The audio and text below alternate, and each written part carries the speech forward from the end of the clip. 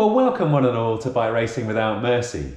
Today exploring the kind of training that I've been doing in order to prepare for big events like the Majorca 312, La Marmotte which is on the horizon, but also a 3-day stage event, including a time trial that's coming very shortly. Really looking forward to that.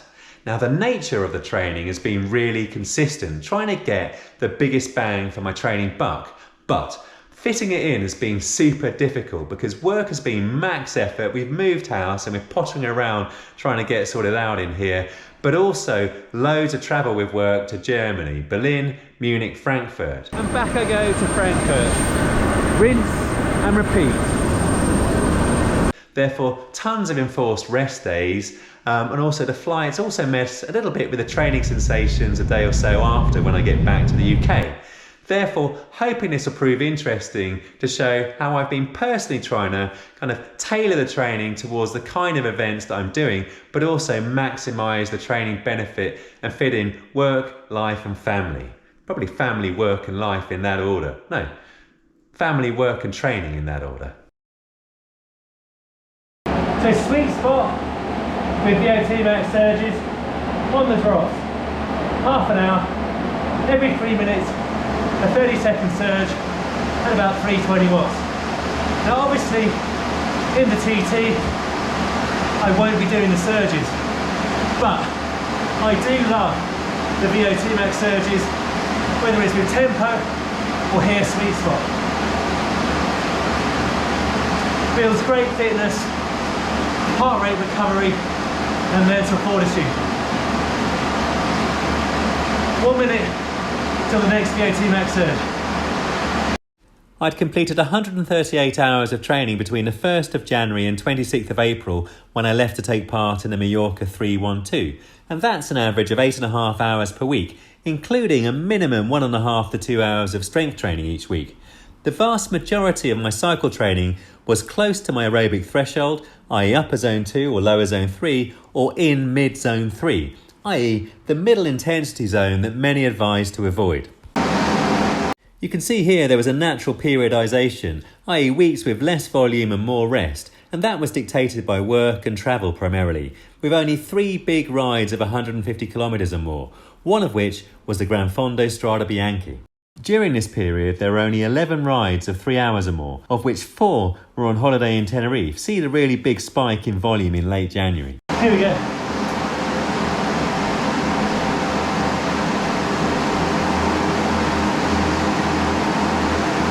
My intensity was 1 to 2 Zwift races per month and 2 to 3 tempo with VO2 max surge trainings. And here's one from this Wednesday before going to Frankfurt. Albeit since April, I kind of replaced that with some 20 to 30 minute blocks at anaerobic threshold, i.e. about 270 watts, or sweet spot with VO2 max surges as today.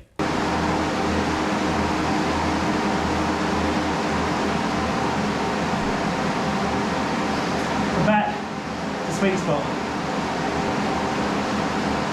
I report back.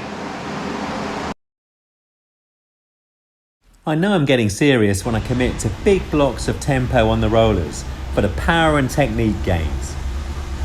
Well, this is the first indoor ride in the new house. We've got no broadband, not until next Friday. We've got no heating either. I managed to get hot water though, turned on the immersion. Very pleased with myself. So just completed an hour of power, bit of a struggle, heart rate was super high, averaged 239 watts, but my heart rate got all the way up to 180. So hopefully the fitness will return tomorrow. With the rollers, I built up to a block of 90 minutes at 215 watts, i.e. just below aerobic threshold, and 2 consecutive blocks of 1 hour at 220 to 225 watts, with a focus on controlled heart rate in addition to power.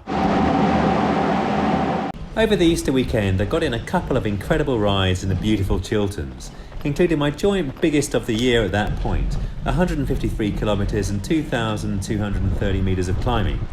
My emphasis on that ride, but also the Gran Fondo Strada Bianchi, which clocked in at a shorter 142 kilometres, but on gravel and with more climbing, 2,600 metres or so. My emphasis was to minimise the stops along the way, focusing on riding to my physiology and also practising the eating. I no longer feel burnt out after these 100 to 150 kilometre rides. Firstly, because I'm eating enough, But secondly, I'm acutely aware of exactly where my true physiological aerobic threshold and anaerobic threshold lie. The latter being about 270 watts, materially lower than the 288 watts derived from my most recent 20-minute FDP test. I think this makes an enormous difference in terms of being able to reap the benefits of riding and training in zone 3 and avoid going just too high on the power as a result of an overstated FTP, which in turn impacts on the recovery.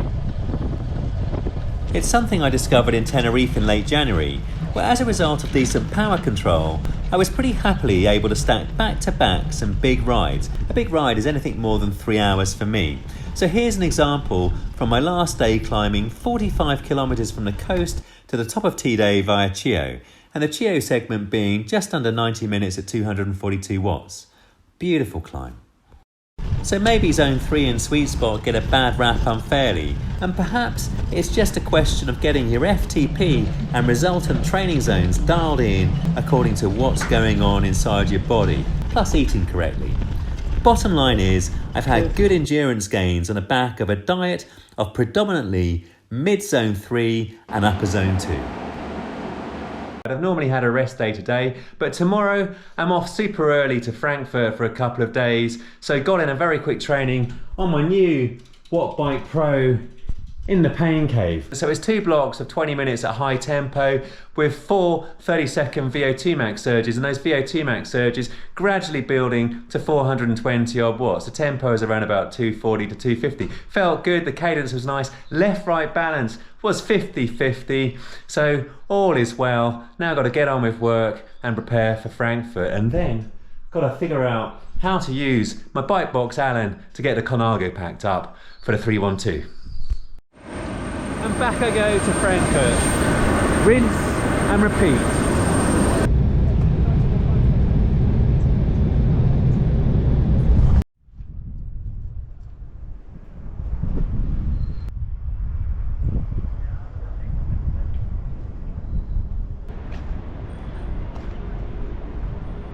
Interval at the opera.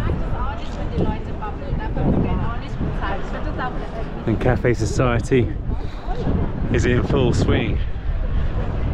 It's actually pretty pleasant over here, being a beautiful day.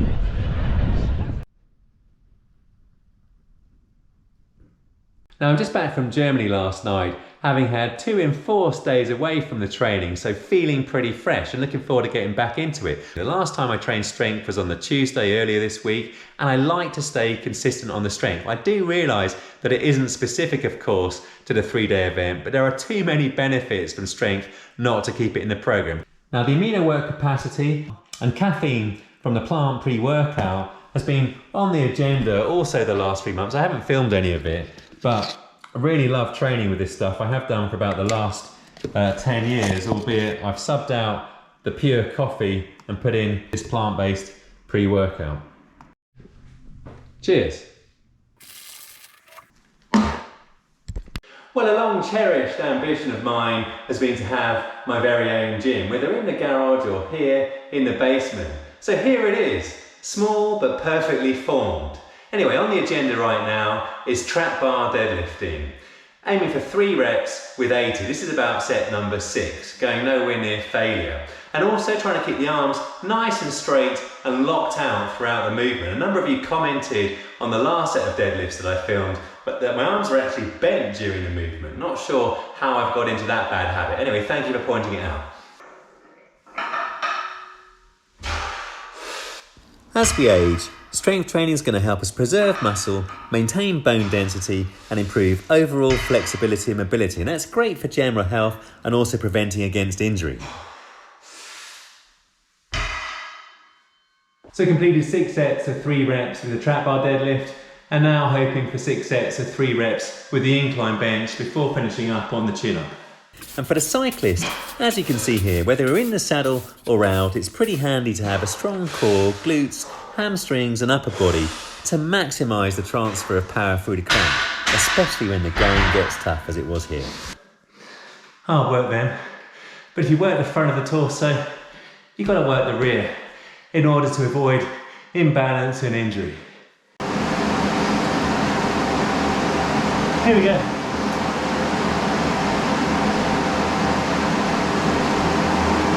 From early April onwards, for intensity, I replaced my tempo with VO2 max surges with some 10 to 20 minute efforts at my anaerobic threshold, i.e. my FTP. We're back to sweet spot. Typically doing this on the climbs on Zwift. I report back. I'm going to make this my last one.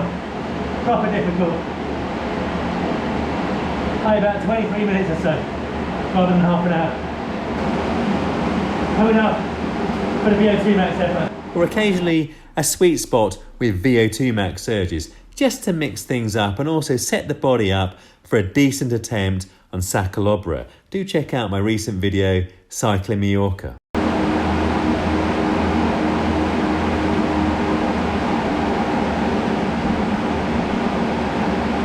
Oh, 3 minutes and then end. Oh boy, as you just saw, that was proper difficult this morning. And I always find that the day after a flight, everything feels that bit more emotional. The heart rate's that much higher. It just feels that bit harder to get anything done. But hopefully tomorrow I'll be back to normal. And also, thanks ever so much, Ben Pitt. Big respect. Watching you race the finals of the WTRL. Look, there's Ben. There he goes.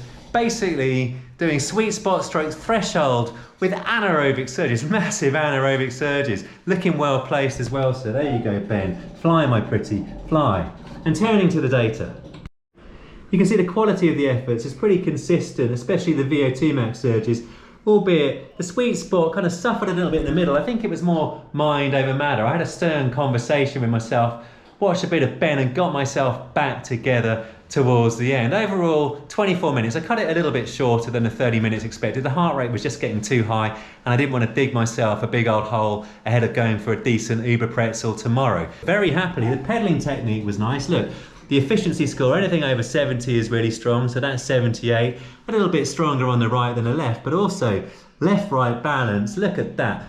Right in the pickle barrel. Loving that. Well, that was a nice TT training. Over the 24 minutes, the average power was 255 and the normalized 260. Obviously, it's much harder to surge and then kind of recover at that sweet spot than just hold a consistent power, which is, of course, what I'm going to do for the real thing on a multi-stage event. And I had a little practice of that a couple of weeks ago on the world's most boring route. I'll show you the data from that, but basically it's going backwards and forwards on the A road between St Albans and Redbourne. I got the local legend. That's how boring I am, doing about 100 kilometers. But I did a few, 3 nice 20-minute efforts and also a big 50-minute effort at aerobic threshold just to get in some really big blocks of power. I do really love those big blocks of power. So here's the training peaks. 2 times 20 minutes at 273 watts, 1 times 30 at 273, and then a final 50 at 228, i.e. training to my own physiology, and it makes a massive difference. Plus it's perfect to give confidence as to the realistic, repeatable power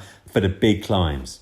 Well, I typically find that a good hard hour on the bike sets me up nicely for a long ride the next day, and also the adverse impact of the flight should be behind me for tomorrow for a nice, fingers crossed, sub 4 hour Uber pretzel, which of course means now the focus is on carbing up and topping up those glycogen stores to close to 700 grams, probably a bit less than 700 grams across the muscles and the liver for a smaller lad like me. But I'll do my best to get them to the max, and tomorrow is all about the deployment of power and nice consistent eating indoors again.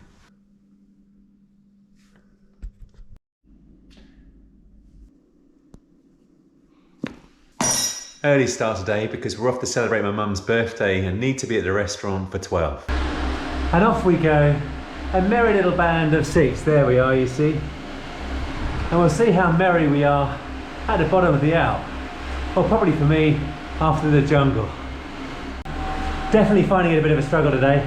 I'm losing 10 to 15 watts on the Atom 2 here versus the Astiomas. Certainly making it hard to sustain 3.5, let alone 4 watts a kilogram. I was up and out of the saddle, even on a volcano climb. The reverse, little KOM in Watopia. Man versus Uber pretzel, once again. The level of concern is high / miserable. But enjoying the chat. The chat's the one thing getting me through. Kyle Jackson cunningly is doing this fasted with just a big bottle of Diet Coke. Genius nutrition. Nutrition plans from Kyle coming to a website near you soon.